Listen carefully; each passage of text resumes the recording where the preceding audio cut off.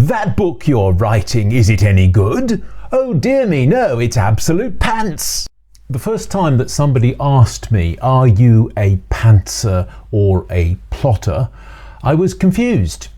This was in the context of writing, but I had no clue what a pantser was. Maybe it's because I'm an Englishman of a certain age. When I was younger, we used to say when something was poor quality that it was pants. Absolute pants, for emphasis. So this conversation, that book you're writing, is it any good? Oh dear me, no, it's absolute pants. So I thought naturally that somebody who is a pantser is somebody who writes pants. But while it might be true, why would so many people admit to writing rubbish, even be a little proud of it? Because they seemed to be the people who were identifying as pantsers. I went online, as one does, to find the meaning of pantser. It wasn't that easy, at least not then when I did it, but I was surprised to find how many people seemed to be shyly proud of calling themselves pantsers, as if it wasn't something they ought to admit to, but that they still felt was a sign of being true writers. Eventually, I'm slow on the uptake, I realise pantsers must come from the expression to fly by the seat of your pants, which is airman's slang from the very early days of flight.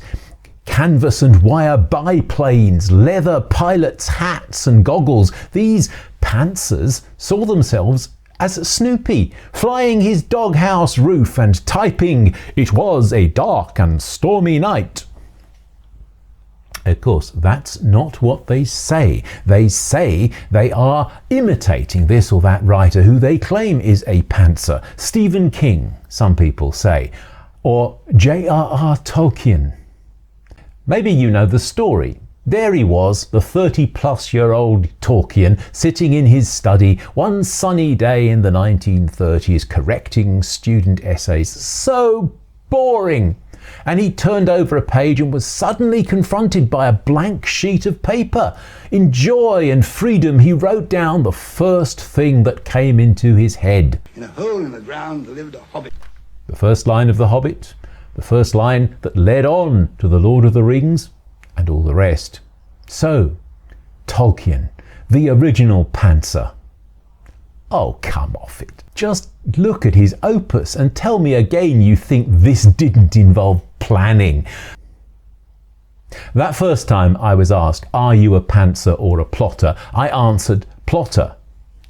Actually, I answered plodder because that was the other word that I heard, but plodder or plotter doesn't matter. They both imply staid, process-oriented plugging away, a major contrast with the pantser, flying free in imagination.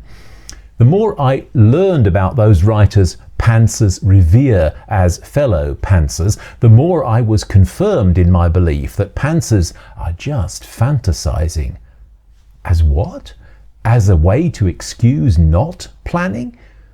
Me, I want to know where the story is coming from, where it is going. And I became convinced that the other published writers, even the ones claimed as pantsers, were actually, maybe secretly, plotters, just like me. Look at all these YouTube videos explaining structure. I mean, somebody watches them. These are videos for the pantsers who realise they need to plot. Plotting a novel is a bit like writing the script for a video, in fact. Writing a novel, writing this script. I want a goal, a conclusion to work towards. I want to know all the spoilers in advance so I can conceal them from my readers till the appropriate moment. And at this point in the video, for example, I need to ask you to please subscribe to my channel. Thinking of myself as a plotter, it was a challenging experience last November to take part in NaNoWriMo.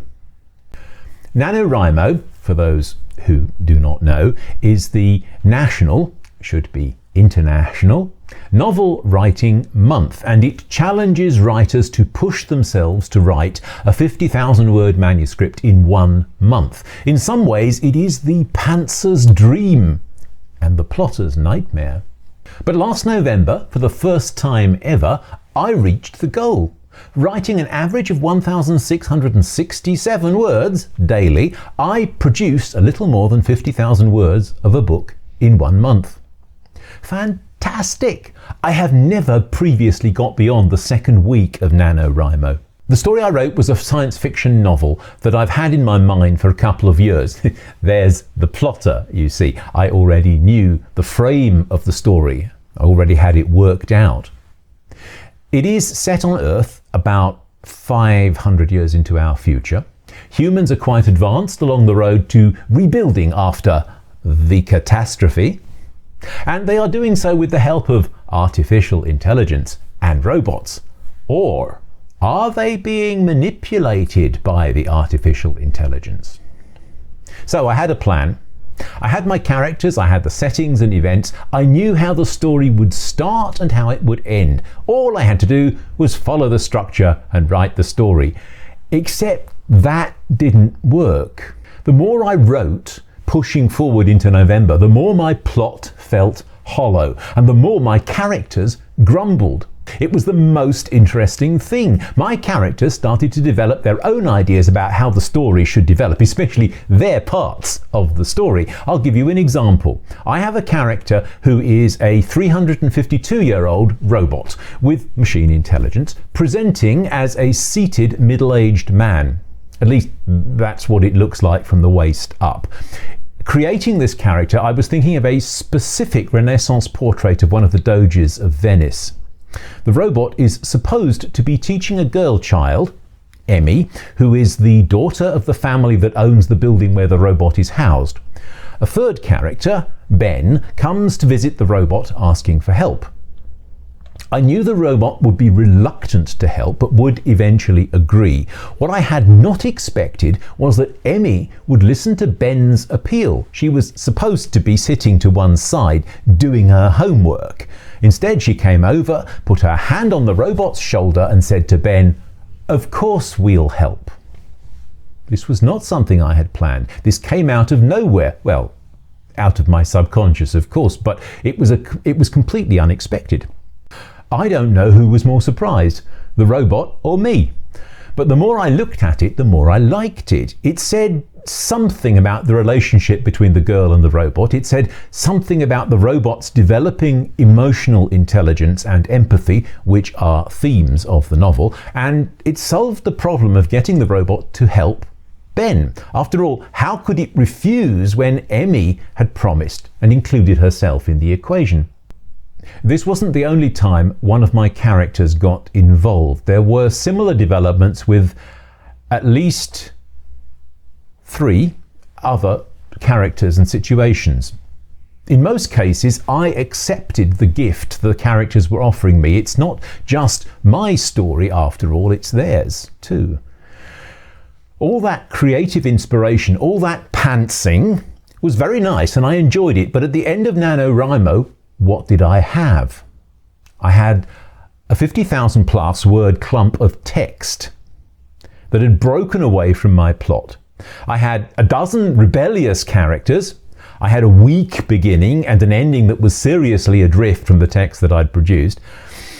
I pushed on at half speed through December and into January, but eventually, now at the 75,000 word mark, I had to admit to myself that I couldn't pantser my way out of the confusion. I would have to dissect the clump of text and rediscover the plot, replan, rebuild some kind of order out of this chaos. You can probably see where I'm going with this. Now, I believe the plotter-pantser question is a false dichotomy, at least in respect of my own writing. I've tried plotting a story and writing it based on a pre-designed structure. It didn't work. Perhaps AI could do it, but I can't. During the NaNoWriMo, I tried pantsing. It was great fun, but clearly I can't write a whole book flying on inspiration alone.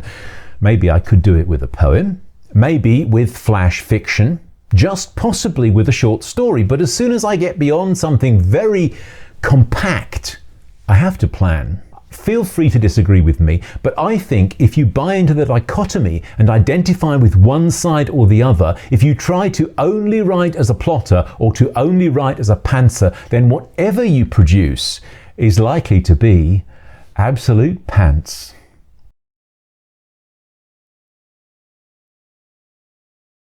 Recording film. We'll have to see how this goes, won't we?